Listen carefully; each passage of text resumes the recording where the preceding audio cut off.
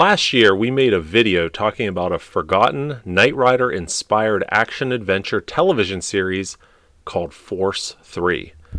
Up to 65 episodes of this television show were produced in 1987, yet it never made it to air. The show was helmed by veteran Knight Rider crew members and even featured Jack Gill in a starring role. The show was about 3 Vietnam vets who go together on various crime-solving assignments with the aid of their heavily armored vehicles.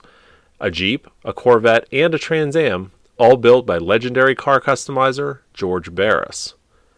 While we don't know what happened to the Jeep and the Corvette, the Trans Am was sold on eBay in 2003 and seemingly disappeared. Well, until now. You see, the Trans Am from Force 3 is owned by a Knight Rider fan named Fred down in New Zealand. Once we found this out, we enlisted the help of our Knight Rider historian international correspondent, Greg Hackett, to take a road trip to see the car today. Now, if you didn't watch our video on Force 3, you might want to check that out as well. It gives a great history on this never-aired show. All right, so with that said, let's take a look at the Force 3 Trans Am today.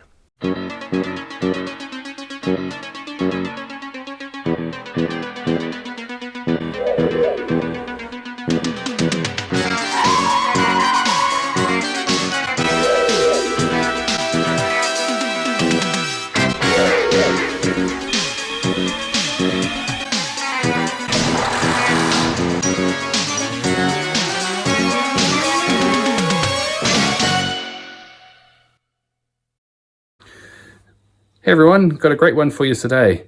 So, many of you would know George Barris, or know of George Barris. George was a car customizer based in Hollywood who built vehicles for movies and TV shows.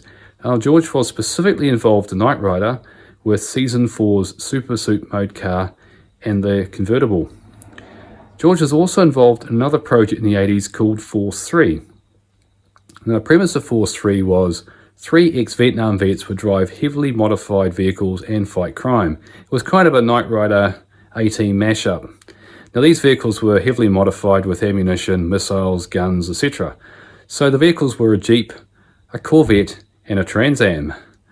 So when the show was finished filming, the vehicles disappeared except for the Trans Am, which passed from several owners before ending up here in New Zealand.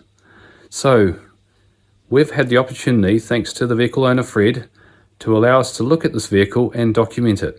So join me as we travel to Wellington, New Zealand to check out the Force 3 Trans Am. And by the way, I don't think the Force 3 show ever made it on air. They were filmed but never appeared. I might be wrong, but I've never seen it. So anyway, without further ado, let's head to Wellington and check out the vehicle.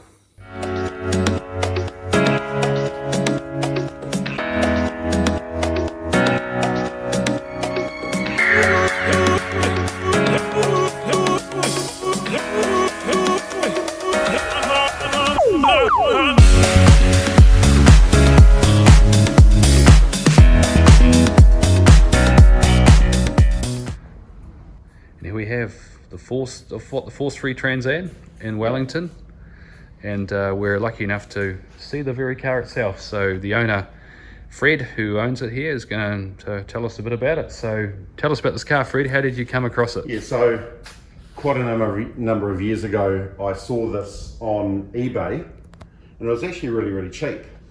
But I just never, I think I saw it too late and missed out on it. And then I just kept doing some research, and the guy that runs the Rhode Island Comic Con, he actually had it, and so I actually started communicating with him, and in the end we did a deal, and he sold it to me, and we got it over. But getting it through customs was a little bit tricky because the back hatch wasn't all the way down, and we just couldn't open it to get it down, and so yeah, it was. So when I received it, the back hatch was like halfway up, and mate came down and gave me a hand, and we got it closed and everything, and then basically, and then just put it into storage, and really, other than me taking the interior out, I've done a bit of work on the switch center consoles with all the different switch options for the car, and I've also put in the Intellitronics digital dash in there, because it just surprises me that they didn't bother getting that, because in 1986 this was available with the digital dash. Remember the GTA ones? Yes. And it's just a shame they did that, but it is a hard top car, and they have converted the T-tops, which is a bit of a mongrel job, I think. There's no side windows, because with the door pods opening up, they use the electric window motors to actually motorise the pods up. Yep. Well, let's have a look at it in a bit of closer detail, shall we? So you see the modified hood there. So this contains a. It did have a drone in it, which somehow got. I think there's a spring action. Right. But it never came with the drone. The drone is red on the pictures that I've got, but it just looks like a little plastic thing. But we'd try and get something made. And I see it's got this scanner cutout. This is not original, you were saying. No, this has been done later by someone? It's definitely been done later. Okay, so that wasn't... We lift up the hood here. So it's got a carburetor. This is all original, you were saying before. This hasn't been modified, so nothing in New Zealand's been done to this. This is as it came. I think it's got a line lock in it as well. Oh, okay. Well, that would make sense. Yeah, that would make sense. Let's have a look, see what we can find. Oh, yeah, it's had some mods done down here. Not exactly legal here. No, there's some non-factory stuff that might be it there actually. That might be the line lock. It's got something going on here too. Not sure what that is. Do you know what that is, Fred? Oh, it's just an alarm. Oh, alarm is it? Oh, right, okay. So it was alarmed. Yeah. It's got the AC and everything still fitted, isn't it? Does that still work, do you know? Or? I'm not sure. Sure, yeah. Oh, these are interesting, aren't they? So what are these here? So they're the machine gun barrels. It's an actuator, so we can't actually manually make them work, but when they come out, these flip down. Oh, right. And then there's little nozzles on here, so I think what they did is they may have put some propane into them. Right. And actually made them look like they were, machine guns firing. Oh, amazing. That's very cool. So obviously you mean cut a bit around here as well, to make room for all that stuff. They did a fair amount of mods to it, didn't they? Oh, they did. Yeah, it's a 20-foot car with a ton of mods. Yeah. And I see the it's got original side post batteries. So this is as it was when it came from the States. Yep. So you've had it running at some point? Oh yeah, it runs. Yeah, it runs all right. Yeah. Yep. That battery's dead, but I've got new optimum batteries. I just haven't put it in. Wow, that's very cool. So we go into the front here. So apart from the addition to the top of the hood, the rest of it's pretty stock, isn't it, Fred? Yeah. In terms of the hood itself. Yeah, they've made the front number plate flip, but it's a manual flip. It's nothing. It's not an automatic thing. Right.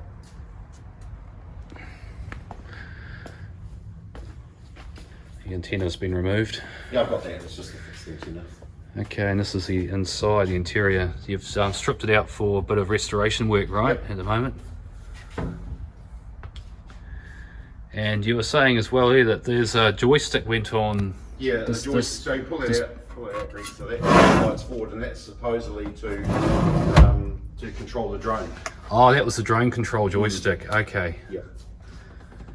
When I saw it last, they had some switches on the passenger side, if I remember. I've got those. I've just got those at home, and they're just off it like an old computer. Yeah. They didn't do anything. It was just positive and negative for the lights. Right. So just lit up. Yeah. Okay. So the stuff I've done inside, as I said, I've put the new digital dash in.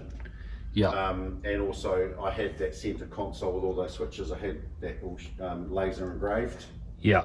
So I've done all of that with those switches, and it controls all the additional mods in the car. Okay, and you've got the this has obviously been added. Yeah, I've got the T-tops for it, but it's got they're really crudely done. Oh, so it did have T-tops? No, I think it's a hard top car that's been converted. Converted to T-tops, right? Yeah. But it has got some kind of T-top. It has same material as the back, right. as the back back lift up. And these doors are interesting. They've obviously deleted the factory door lock, and it's got a hinge here, so these door panels lift up, right? Yep, so they've modified the electric window motors to make those motorise up. So motorise up, and that's where, did it have guns or something? Missiles. Missiles, So right. I've got the missiles. Right. Let's open the door carefully here. Okay. So no windows. So no window, no window glass. So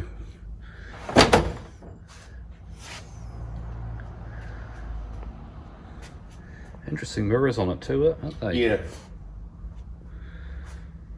And then the back, along the back, it's also, did it have another gun in the back as well? Didn't Yeah, it's not in there at the moment. Nothing's in there. So in the back, Right. an M134 minigun would motorise up. Yeah. And it actually spun. It was electric, and I'm pretty sure that on the joystick you could pull the trigger and it would spin the gun. Okay. And there was also a little rocket pod that also motorised up. So I've got all of it. It's just there's going to be some serious modifications and upgrades to it. Yes. Keeping it in show, but making it a much nicer up close car. Yeah, 100%. I'll have a look around the back. Can we take off that cover off the back? Oh, yeah. Okay. Oh, I see. There we go. So we've got rockets in the back. Yeah, so the back lens is motorised up. Oh, the back lens lifted, did it? Yeah, they lifted. Oh, You right. can I can see the actuator there for it. Right. Okay. Apart from that, the rest of the bumper's stock, isn't it? It's got yeah. it's even got the Pontiac on it. Yeah, right. And You can then see it's still got the George Barris badges on the side.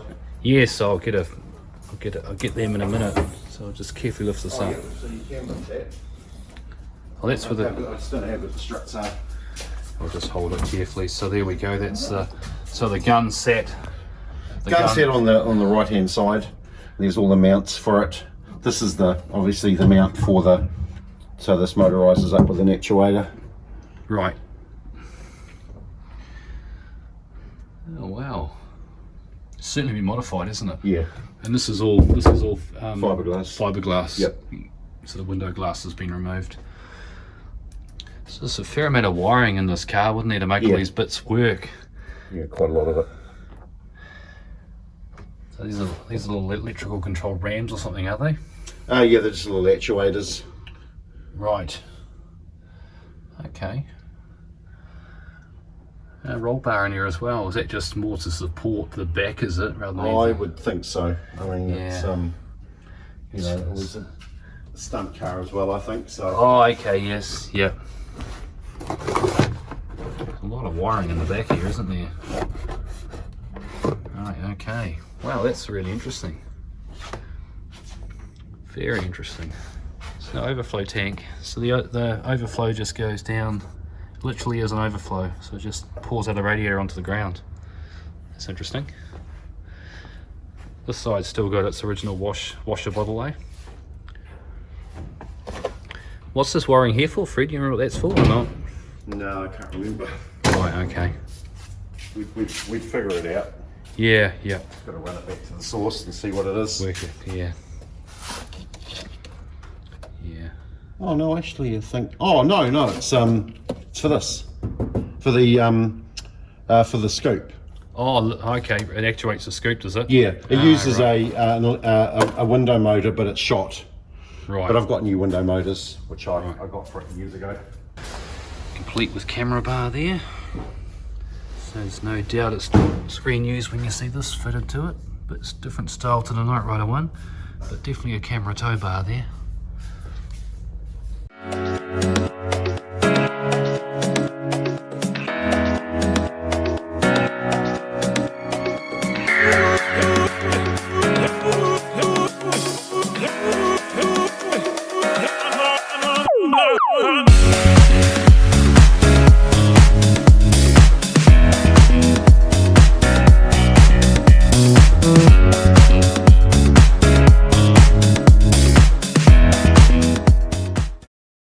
Wow, that was amazing. Hope you enjoyed that video, and we certainly enjoyed filming it. So thanks again to Fred, really appreciated that, and we'll see you soon on another video.